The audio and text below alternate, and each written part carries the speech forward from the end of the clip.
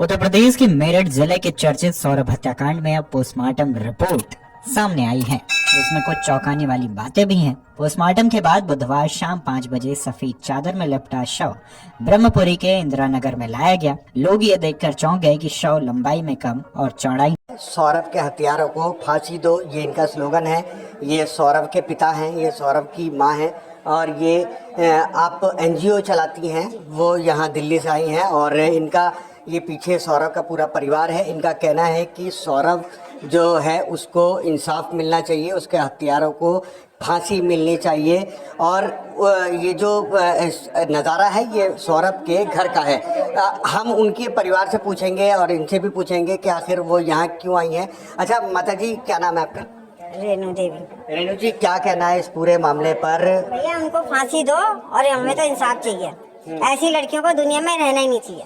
फांसी की भी कोई बुरी हो ना सजा वो दो उसे। जिस तरह से उसने हमारे बच्चे को काटा है इस तरह से उसको कटवाओ, इस तरह से ड्रम में डलवाओ उसे, पता तो चले उसे।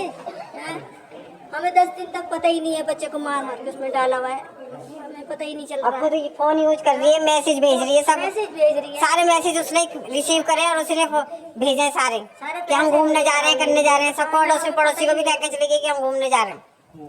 बाबूजी, आपका क्या कहना है? ये जो बोला है यही है बस। आपका क्या नाम है? मेरा नाम बरखत रेहन है, मैं प्रेसिडेंट हूँ पुरुष आयोग एनजीओ की और मैं दिल्ली से आई हूँ। इस पूरे प्रकरण में मेरी मांग है कि लड़की को, हत्यारन जो है लड़की जिसने उकसाया बॉयफ्रेंड को भी कि सौरभ की हत्या की, इसके पीछे जिसने साजिश रची, एक दिन में हत्या नहीं होगी, 6 महीने से यह साजिश रच रही थी, उसको कड़ी से कड़ी सजा मिले, फांसी की सजा तुरंत मिले। जैसे हम कहते हैं हैंग द रेपिस्ट, मैं कहती हूँ hang the false accuser, hang the murderer. इस लड़की को तुरंत फांसी की सजा होनी चाहिए। जिसने सौरभ को इतनी दर्दनाक मौत दी, जिसने सौरभ के 15 टुकड़े काटे, जिसको जरा भी दर्द नहीं हुआ कि उसकी बेटी उसकी बेटी का क्या हाल होगा। वो बेटी जो छोटी बेटी है, क्या वो जी पाएगी बिना सौरभ के? कितना प्यार करती थी वो सौरभ से, अपने पिता से। आखिर बेटी ने एक राज खोला था कि पिता ड्रम में बंद है, उस छोटी बिटिया ने ही राज खोला था। अभी मैं उस छोटी बिटिया से मिलने जा रही हूँ, देखती हूँ कि वो मुझे और क्या क्या बताती है। लेकिन क्या सौरभ जो उसके पिता है, बायोलॉजिकल पिता है, क्या वो वापस आ सकते हैं? कभी नहीं आ सकते। तो ऐसे लड़के कब तक मरते रहेंगे और कब तक हम मूक दर्शक बनकर के बैठे रहेंगे? कब तक हम चुपचाप बैठे रहेंगे? ये हमें सोचना चाहिए इस बारे में। हमारी मांग है सरकार से कि जल्द से जल्द सरकार एक मेंस कमीशन का गठन तुरंत करे, पुरुष आयोग का गठन सरकार करे। ये एक एनजीओ है, हम कितनों की मदद कर सकते हैं। आप फांसी की मांग करना है? मैं फांसी की मांग करने आई हूँ और सरकार से समान कानून की मांग करने आई हूँ। अगर पत्नी के लिए कानून है तो पति के लिए क्यों नहीं कानून है? जल्द पति के लिए भी कानून होना चाहिए। ऐसी हत्यारन को तुरंत फांसी की सजा होनी चाहिए।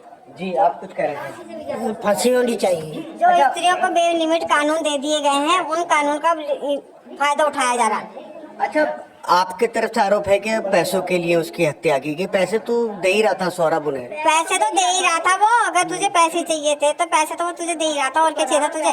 फिर क्यों तूने हत्या करी? दूसरे के रिलेशनशिप में रहना था तो तू रहती, कोई मना थोड़ी कर रहा था। वो तो फिर 1.5 महीने बाद चला जाता।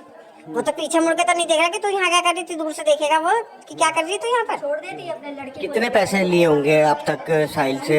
साहिल वो इनके परिवार ने, मुस्कान के परिवार ने? अब वो तो ये वही लोग बताएंगे कितने लिए इन लोगों ने। अच्छा, ये भी बताया जा रहा है कि आपके अकाउंट में भी कुछ पैसे सौरभ ने डलवाए थे उसने? डलवाए थे, 1-1.5 लाख रुपए डलवाए बस। कितने पैसे लेकर के आया होगा वो वहाँ से? कोई अंदाजा नहीं है, अनलिमिटेड पैसे लाया था, बस इतना पता हमें।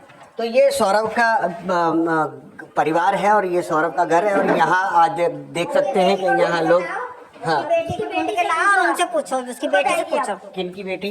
सौरभ की बेटी से। सौरभ की बेटी आज अभी तक मिली आपको? इतनी बार रिपोर्टिंग करने गए, आपको मिली? नहीं मिली ना? पहली बार तो मैंने देखा था जब मैं गया था, छोटी सी जो बच्ची है। हाँ, 5 साल की है वो, उसको उससे पूछो आप। क्या वो क्या बताएगी, मतलब क्या कहना आपका? नहीं, उससे पूछो कि तेरे पापा का रात को तो वो घर में ही होगी, 3 तारीख की रात को तो घर में ही होगी वो, ऐसा तो है नहीं। बाद में तो अपनी माँ के पास छोड़ के गई होगी वो, उससे पूछो आप। बताएगी बर्थडे मनाया उसने, सारी बात बर्थडे मनाया उसका, नया नाच गा रहे हैं। शायद 1 तारीख को नाचने गाने का वीडियो सामने आया है। अभी हमने तो सुबह देखा टीवी में, वो उन्हीं का है, 28 तारीख को, वो उन्हीं का 28 तारीख का, उन्हीं का है। हाँ, तीनों नाच रहे हैं, लड़की भी नाच रही है, वो भी नाच रही है, और हमारा लड़का ये भी। मरने से पहले का वीडियो है। 28 तारीख का, मैंने भी देखा। 28 तारीख, जी मरने से पहले का वीडियो है जिसमें बॉयफ्रेंड वो जो बर्थडे था 28 फरवरी का लड़की का बर्थडे था, उसी दिन का उसी रात में डांस हो रहा था ये। हाँ। तो आप देख सकते हैं कि सौरभ का मकान है जहां पर ये लोग प्रदर्शन कर रहे हैं, और सौरभ का परिवार है जिनका कहना है कि उनको फांसी मिलने चाहिए जो आरोपी हैं। साथ ही इनका ये कहना है कि बर्थडे का यानी कि मौत से पहले का एक वीडियो भी आया है जो सोशल मीडिया पर सामने आ रहा है, और इनकी मांग है कि उनको फांसी होनी चाहिए। उस्मान चौधरी, मेरठ, यूपी तक।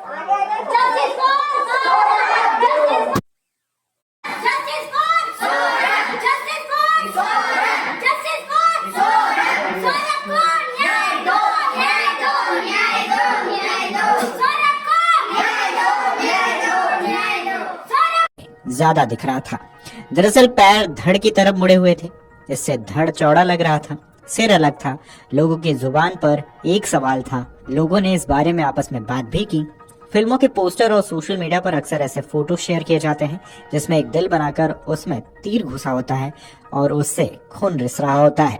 ठीक ऐसा ही सौरभ के दिल का हाल था। चाकू के 3 वार उसके दिल पर किए गए, इससे दिल क्षतिग्रस्त था। सौरभ का जिस बेरहमी से कत्ल किया गया उसे देखकर पोस्टमार्टम करने वाले डॉक्टर हैरत में थे। 2 दिन हो गए मगर उनके जहन में अब भी सौरभ का शव घूम रहा है। पोस्टमार्टम करने वाली चिकित्सकीय टीम ने बताया है कि एक साल में मेडिकल कॉलेज की मॉर्चरी में 1500 से 1800 पोस्टमार्टम होते हैं, जिनमें 700-800 पोस्टमार्टम में वे लोग शामिल रहते हैं। सौरभ के शव के बारे में उन्होंने बताया कि यह अपने आप में अजीब तरह का शव था जो पोस्टमार्टम के लिए लाया गया था।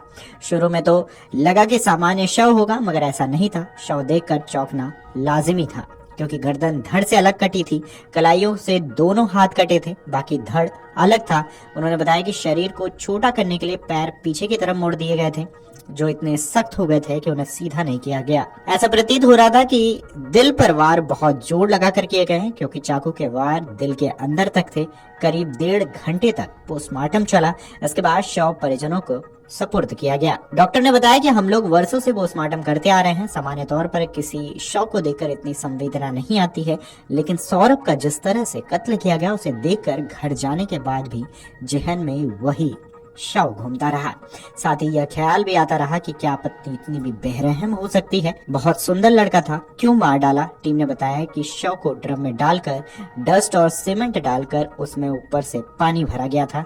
इसमें शव सीमेंट के बीच में जम गया था। इतना ही नहीं, हवा न जा पाने के कारण शव सड़ा गला नहीं था। इसमें दुर्गंध भी कम आ रही थी। पोस्टमार्टम हाउस में ड्रम को कटर से काटा गया, फिर जमे हुए सीमेंट को काटा गया, उसमें से शव निकाला गया। इसमें करीबन 1 घंटा लगा। इसके बाद पोस्टमार्टम किया गया। पुलिस का मानना है कि मुस्कान ने गूगल पर सर्च करके नींद का इंजेक्शन डॉक्टर के पर्चे पर लिखकर बाजार से लिया।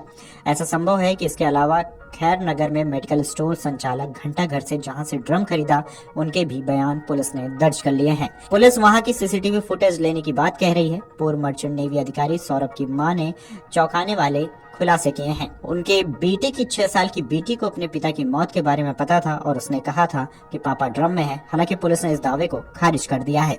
वहीं सौरभ राजपूत के शव का पोस्टमार्टम के बाद इंदिरा नगर इलाके में उसके घर लाया गया। बुधवार देर शाम अंतिम संस्कार कर दिया गया। मृतक सौरभ के परिवार ने आरोप लगाया कि आरोपी पत्नी मुस्कान रस्तोगी के माता पिता सौरभ की हत्या के बारे में 18 मार्च से पहले ही जानते थे। सौरभ की मां रेणु देवी ने दावा किया है कि उनकी 6 साल की बेटी को भी अपने पिता की मौत के बारे में पता था। वह लोगों से कह भी रही थी कि पापा ड्रम में है। इस खबर पर आपकी क्या राय है हमें कमेंट करके जरूर बताएं। Video desk Amar Ujala.